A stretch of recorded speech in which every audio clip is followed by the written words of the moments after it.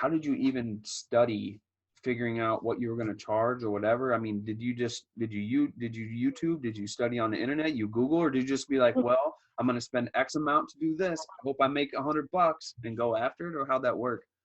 I really didn't have no mentor and nothing, bro, to go. I just jumped into it. And at that time, I was making only $13 an hour when I left my full-time job. And I was a lead there, okay? I was lead there. I left there.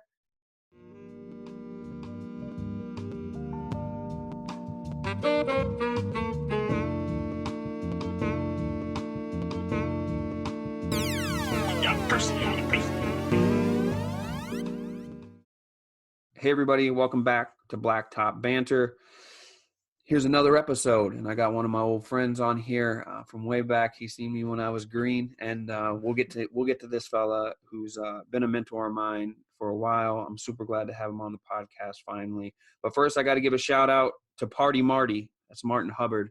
If you were at Nashville, then you were around Marty. He stood out. So hopefully we all get to see him again and hang out with him again. He owns Laser Lines Parking Lot Maintenance over there in Michigan. Second thing is the giveaway. We're going to be giving away some stuff, some hats, some stuff that sponsors have put out. And you can go to the Instagram at Blacktop Banter and find out how to enter, or on the Blacktop Banter Facebook page and find that out as well. So without further ado, let me introduce my friend. When I first started doing all this stuff, I had no clue what I was doing, but I knew somebody was going on the track that I would like to follow. And I met this guy a couple times when I started doing it. He was very gracious and has been to me, and I'm really appreciative to have him on the podcast. Chant Singvongsa. Chant owns multiple businesses, right? Yeah, a few now. Yeah. So it's been a crazy journey for you. Why don't you tell us about it all, dude? Introduce yourself. You have a wonderful family. I know you're one state over where the Minnesota Vikings are. I don't hold that against you at all. Well, it's all good. Cool. Yeah, I'm Chant Singvongsa. I'm from Jackson, Minnesota. And we own a landscaping lawn care business, and also a embroidery, screen printing, and t-shirt design, custom t-shirt business. So that's what I do. So you and I met each other when I was trying to figure out how to create a community in my industry. I came to GIE and was completely out of place because there's really nothing there for me. But everyone kind of took me in right away because they realized I really didn't want anything besides information. And we became friends there over a couple of years as we started talking and exchanging stuff. And I came and seen you on my way out. I know we got to talk a little bit. So with the GIE industry and stuff, you own your own landscaping business. Mm-hmm. And tell us about how that got started, first of all, with landscaping, Chant. You mean my business, how I got started with that? Yeah. And how it grew to what it is. I mean, we see you on the Bobcat mower commercials nowadays. That doesn't just happen to everybody who cuts lawn. So tell us about Singvongsa Landscaping. It was 2007 when I first got into the lawn care. We bought our house, Amy and I, we bought our first home, I think around that time, 2007 or so. And we were first time home buyers, man. And, as a homeowner, you need a lawnmower, right? You need a lawnmower. And man, we were just trying to figure out what we wanted to do. Right. We just wanted a house and a good job, man. Just something to pay for the house, bro. Yeah. And so I bought my first push mower, Craftsman push mower from Sears. And man, we were bootstrapping it. We had enough money just to pay the house mortgage, bro. Damn, man. And so I literally went to Sears and took a card out, dude. A card out for $300 some bucks. I think they approved me of, $300 some to buy a mower, bro. Because I didn't have no money, man. It was hard. And so they gave me a Sears card, $300 some bucks maybe, and the max. And I was able to buy that mower. It was $250 or two something, a Craftsman's 21-inch push mower. Right. And so I bought that, bro. I bought that home, and I was excited. I was happy, man. I got more to cut, or to cut our property with. And at that time, I was working in the factory job. I had a factory job, and I was trying to figure out how am I gonna pay, dude. I think the payment was like 20, $30 a month, or a little bit more. It's like, how am I Right. gonna pay for this? Right. So I went around knocking around houses, my neighborhood, and asking people if they've got somebody to mow their lawn. I've got a mower. I'd love to take care of your lawn for like $20, 25. I didn't care, man. I just wanted to make a payment. Right. And so, yeah, next thing you know, we get one house every week. I took care of it, man. I just every week for $30 a week, and finally paid off the mower. And next thing you know, people saw me out mowing, and they say, "Hey, can you mow this?" And suddenly, it just came into place, man. Once people knew that we were mowing, or I was doing the mowing. So when did you all of a sudden be like, well, now we need to buy a bigger mower. Now we Yeah, need to buy this. I mean, how did you, 2009, 2009. I was still 2007, 2008. I was still working in that factory job, and then at that time, I was still trying to get myself together. I had a drinking and drug problem in 2004. mhm, 2004, and at that time, I was trying to clean up, and that's when I literally jumped into just trying to get better. Bought a house, and finally, I think I had like 3 jobs, bro. I was and, working full time. I was working full time at my, I think it was like 5:30 to 5 o'clock yeah, full job. yeah, And next thing you know, I'm uh, I'm working 3 jobs plus my landscaping or my lawn care at that time. I wasn't even landscaping. I was just doing lawn care. And 2009 is when I took out all my 401k from my full-time job. yep, I'm gonna go all in, man. It was spring of 2009. I took my 401k. It wasn't much, bro, but I knew that I had enough mowing accounts to cover, or I made as much as I did in the factory job during the week doing mowing. mowing, yeah, Yeah, and I didn't know. I said, I'm just gonna take this risk while I'm gonna jump full head while I could do it. And yep. so I did. I didn't know when it dried up. I didn't know what I was gonna do if there was no lawn to cut. So I took out my 401k and just freaking invested back into my business. Crazy, man. Yeah, I think some people, they want to get that boat closer to the dock before they jump into that thing. But Mhm. there's sometimes where if you don't jump into that thing, You you don't don't know. know. That's right. You don't know, and you don't get ahead as fast as you would like to. You know what I'm saying? So when you started doing landscape and Chant, how did you even study figuring out what you were going to charge or whatever? I mean, did you YouTube? Did you study on the internet? You Google, or did you just be like, well, I'm going to spend X amount to do this. I hope I make $100 and go after it, or how'd that work? I really didn't have no mentor and nothing, bro, to go. I just jumped into it. And at that time I was making only $13 an hour when I left my full-time job. And I was a lead there, okay? I was lead there, I left there, and then I jumped into lawn care and and stuff. And I said, okay, if I make $15 an hour, I'm making $2 more than what I did at the factory. But I wasn't smart enough. Okay, tax, your fuel, all these things that come into play as an expense when you're a business owner. I didn't have those things. I made mistakes along the way Oh, sure, dude. where, where I found out quick, man. I lost money on some. I didn't make money on some, and you think that you might make 3 grand on a project, but by the time you're done, like you spent more hours on that project than you're supposed to. Right. All these things, and I've learned the hard way. And at that time when I started 2009, I wasn't really in the social media um, aspect or had Right. anybody around, to even talk to and do those things. So Right. I didn't have those things. Right. So it was one of those things it was You just went learning. through. Yeah. Just went. Yeah, yeah. Sometimes, dude, you got to take those losses. I consider those an education. Yeah, Like, it's that's education. our tuition, dude, is when you learn the hard way and you're like, damn. I Yeah. got one of those coming up right now, dude, that I'm happy we got it, but I don't, it's one of our first ventures in that field. And it's like, I think I did all right, but I'll find out by the end, you know, and then I'll learn from this one. So, I mean, you can't be scared of stuff like that, obviously. But so how did, you know, anybody that follows you and has followed you for a while, you know, you had that $30 payment on a mower. I imagine the Bobcat payments for both the mowers and the skid steers are a little bit more expensive than that one. It's bigger, but here's the thing: when I had that zero turn, or not the zero turn, the push mower from Sears, I started with that $30 payment, right? That's right. Okay. Now I need to get into commercial zero turn. So Yeah. what I did, I repeated that process. Mm-hmm. I repeated that process. I went to Tractor Supply, 30 miles away from Jackson here.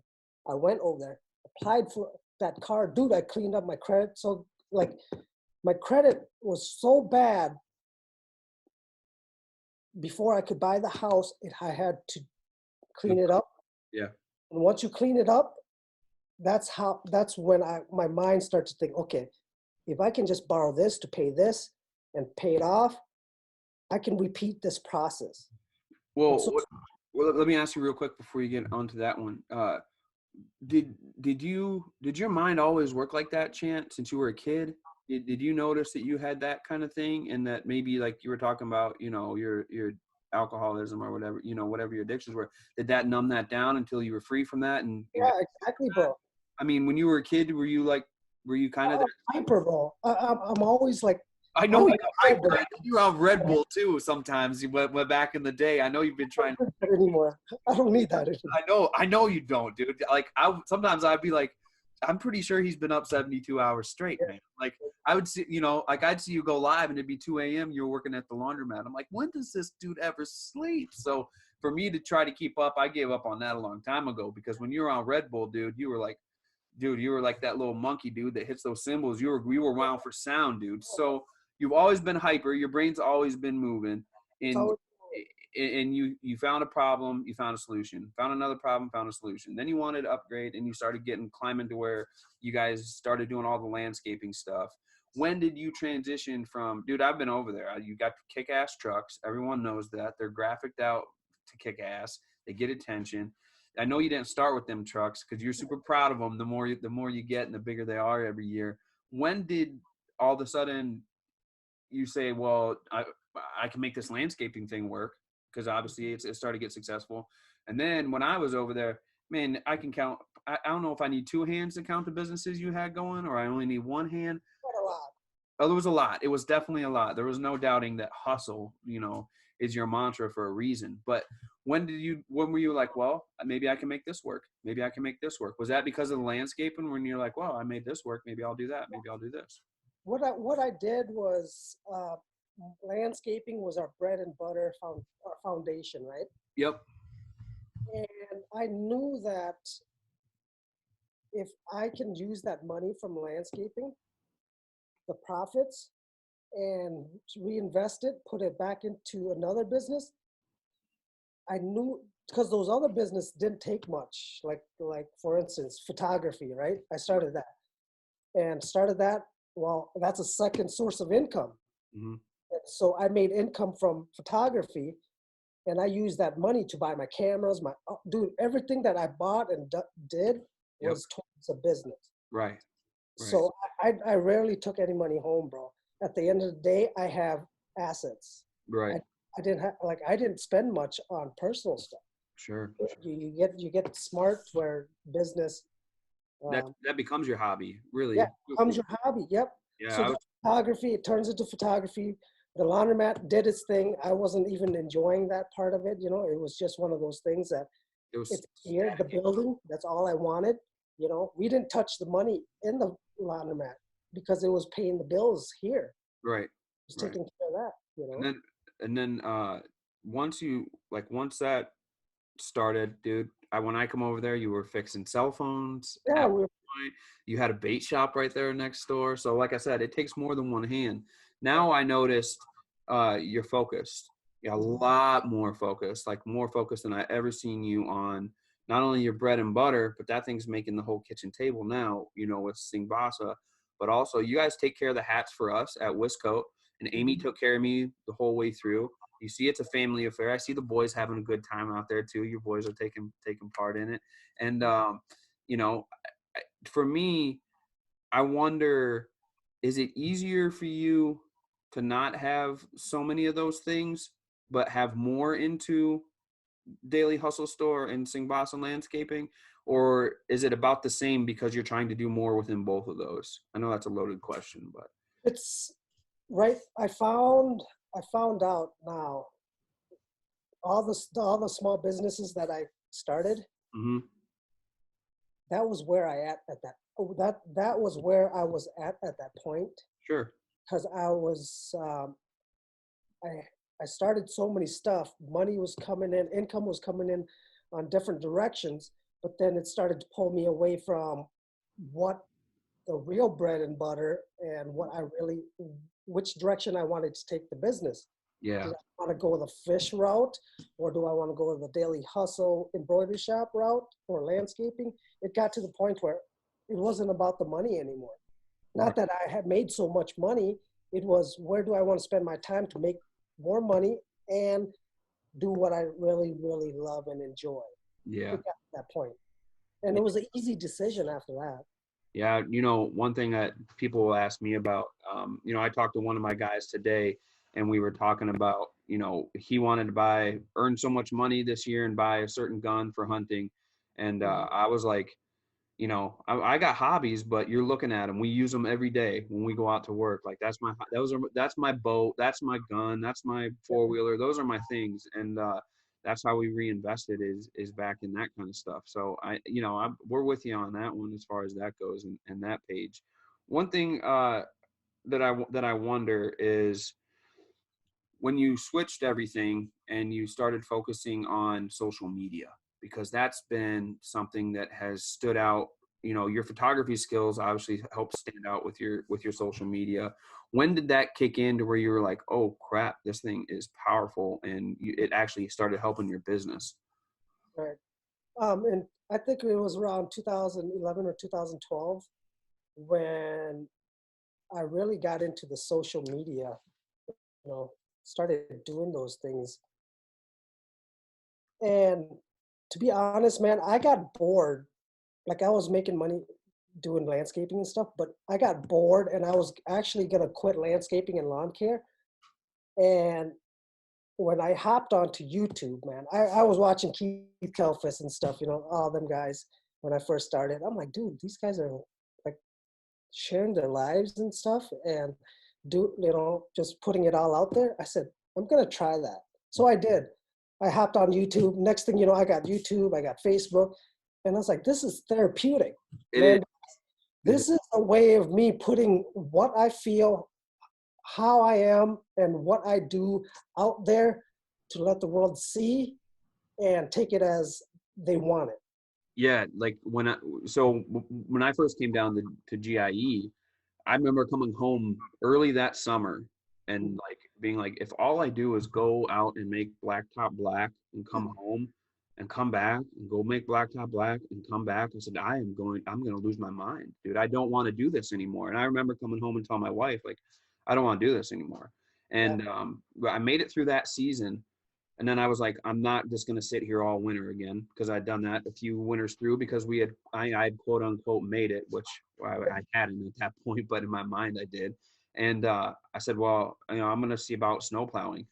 Mhm. I had a friend that said, go to YouTube. I seen a video by Stanley, and I was like, all right, well then the suggested videos on the side had Blake and had Keith and then had one from you. And I was like, well, what? I went down a rabbit hole, dude. Well, then somehow it clicked to where it was about GIE. Blake had a video about GIE or whatever, and I'm like, well, I can tell there's a community.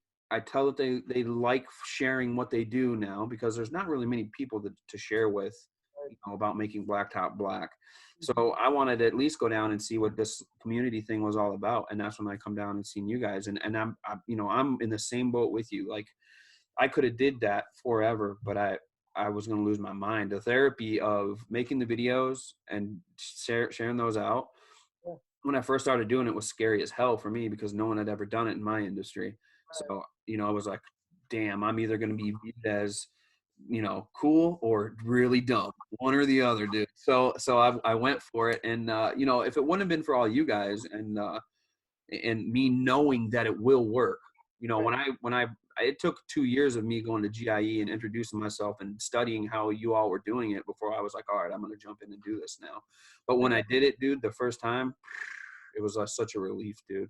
Yeah, It really oh, yeah. was. I had maybe 2 views, dude, and one comment, and I was like, oh, there's somebody out there who knows what I'm going through. You know what I mean? It starts with one, and as long as the numbers keeps climbing, it doesn't matter how fast it goes.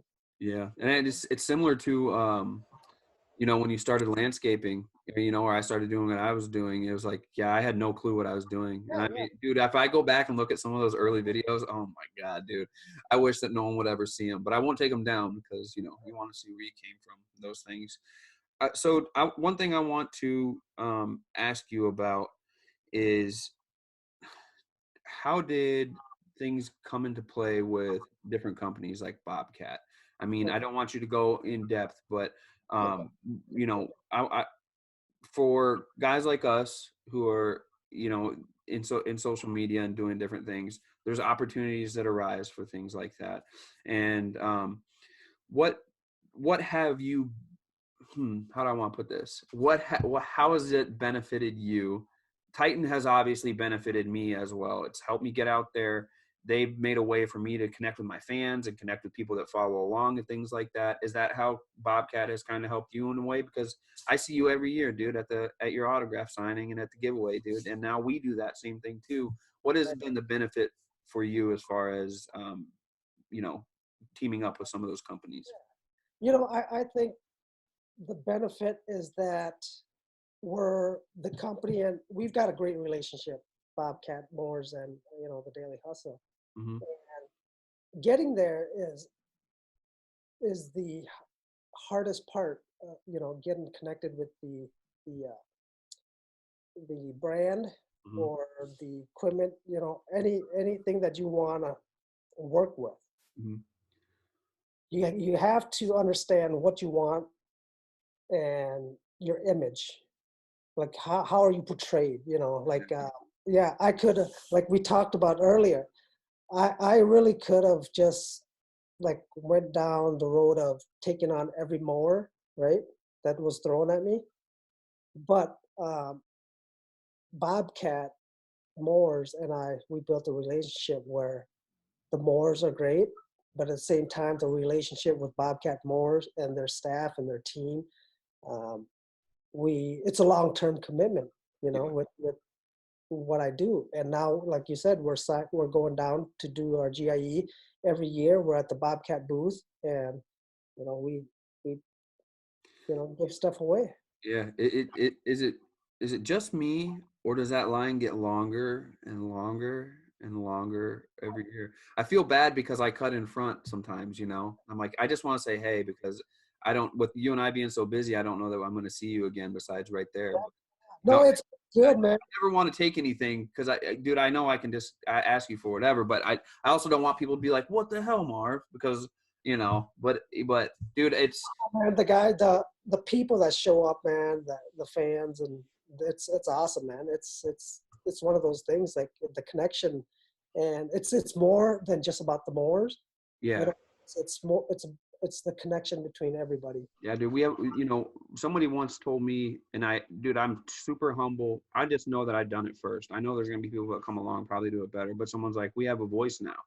And it was Mhm. like, damn, man, like that's pretty big, that's pretty broad. But I'm going to give you one compliment. I was standing next to somebody that we both know at 4th Street at GIE. And every year when they first start those concerts, they put up hosted by GIE, and that concert is usually brought to you by Bobcat Mowers. So when we seen that on there, somebody seen you on there, and that dude next to me was just cheering, and he was like, "That's us, that's us," and he only said that when he seen you. So he's like, "That's Chant, that's us, dude," and it was just like, damn, that's pretty damn cool because when I first got there, when we did the rally, it was at the pizza place Yeah. still, dude. So it was like we've come a long way, and now you're starting to see companies like Titan with us and Bobcat with you that are starting to see the value in choosing the right influencers that have the right image, that do the right things. And that, you know, for me, it's not about the money at all. It's more about this relationship that we're having between a Yeah, company like Titan or Bobcat with the contractors that are actually using it and promoting it, that can help each other out. And it's more of a symbiosis kind of relationship, which is beneficial to both. But yeah, in my industry, that wouldn't even exist if it wasn't for you, you know, and you guys doing what you do. But to close it out, for dude, one thing I want to say is the Laotian food that you show all the time makes this dude just want to come to Jackson just for 1 or 2 dinners, dude. yeah, I seen bro. some pho. I seen you make some pho sometimes. That, dude, I can't get that anywhere around here, and I'm always down for it. And just come over to Minnesota. I'm gonna have to. I'm gonna have to. I want to know, what do you see for the future, man? What do you see for the future for you, Chant? Because we've been doing this now a while, dude. I did the math. It was 7 years ago when I first came to GIE, and you were rolling before that. So, you know, and you've seen me morph into something different than I was when you first met me. And I've seen you really get laser focused here as we're getting older. Our kids are getting older. What's the future hold? What do you see? Man, to be honest, man, the future changes, bro. With all the stuff that's been going on, bro, I thought we weren't gonna have a business, to be Yeah. honest. Yeah, but now we're back, and you adjust and you move, Yeah. and I'm hoping that we can help more people, the ones that are coming up right now, the lawn care landscaping industry, where they don't have to go through make the mistakes. They can learn quicker. You know what I'm saying? Yeah. Like that's the future that I want to hold or to see, To is see. that we're helping the ones that are coming up and just guiding them through what we've been through. Yeah. One thing I'll say is, you know, our industries, your industry and my industry, have had the same kind of image, if you know what I mean, for the contractors and whatever. And I think you guys are light years ahead of changing that image than we are on our industry. We're doing a good job. We got a lot of contractors that are out there that are doing a good job. And you guys are in front of that in the green industry. But, Yeah, you know, without the contractors being transparent and showing what they do and how really good they are at their craft, I don't know if that ever would have changed. And the same thing on our end, we're showing that how good we are and how good it could be if you choose the right contractor, and that's changing the craft. yeah, One thing is, with seeing what you guys do, and of course seeing stuff like Blake doing his stripes, and you know, other people building huge giant retaining walls, and then you guys doing your landscape work, it makes other contractors want to step their game up, mhm, you know. And for the most part, in our industry, we've done that as well. I stepped my game up just looking at other contractors that I never knew, and I used to think I was I was the bee's knees, man. But obviously that's not the case. It is now, though. I'll tell you, it is now. So you know, i, I think that it's almost to legacy status for some of us now. You yeah, know, the businesses are going to be fine. We're going to be fine. It's what kind of footprint we leave now, because it's all on record. This is going to be on record, Chant. You know what I mean? So we got to leave that back. Your boys are going to take a look at all this stuff. My boys are going to take a look at all this stuff. You know, so yeah. I believe that if we don't share what we've learned or what we have, it gets lost, bro. It just gets lost, and then there's not going to be kids growing up becoming landscapers, lawn care, or doing what you do. hmm There won't be those individuals, you yeah, know. yeah. It makes me think that for how long, unless your parents did it, like how Mhm. long were we stuck in that same cycle? Yeah, Because I got another guy that became a friend of mine, Garrett Williams, who's in Minnesota as well, and that kid is so far ahead than I would have ever imagined someone his age being, and he loves the community of landscaping and lawn care community, and he's taken in all that info and already put it to use before he even hit 20 years old. And it was just like, man, if I could go back knowing what I know now, you know, how much ass could I kick? And you look at Garrett doing his thing and you're like, yeah, that much ass, that's probably how much ass I could kick. But, it's pretty cool. I really appreciate you guys paving the way for what we do over here. And I definitely appreciate you being a mentor for me in different aspects of what I do. I want to know if you got any final words, man. Like, my listeners obviously are in a different industry, but our businesses and their models are the same. And Yeah. if we got young people or whoever listening, you got some final words, man, that you'd like to leave them with? Yeah, man. I think that when the going gets tough, don't just throw in the towel. There's always a solution. It's almost like we have to be patient. It's testing our patience. And it's going to be lonely as heck, man. It's in this industry, no matter what industry you're in, and when you're trying to do what you do best at, it's going to be lonely, but at the same time, man, there's people out there that's doing the same thing you're doing. And those are the people you need to connect with. Yeah. Because, man, until I found you guys and the community, like I said, dude, I was going to quit. I was going to throw in the towel and said, man, this sucks, man. This lawn care landscaping, I'm busting my, what. Now it's the hustle. You just go out there and you do it and you build something. So, Yeah, it motivates you. yeah. Yeah. I mean, just showing our work and being part of that community. Yeah. I don't know that I'm ever going to need any more motivation than knowing that people are watching and wanting to communicate back and forth when we're doing our thing. And we want to leave a positive footprint. I know you do as well. We do here as well. We appreciate you, man. I appreciate your family. I appreciate Amy taking care of me with all my hats and everything else under the sun. You guys have done very well over there. Chant, thank you very much for being on the podcast. That's it, man. We're done. We're going to sign off. We need you to seal it, pave it, stripe it, maybe cut it because Chant's here too, and kill it. Peace.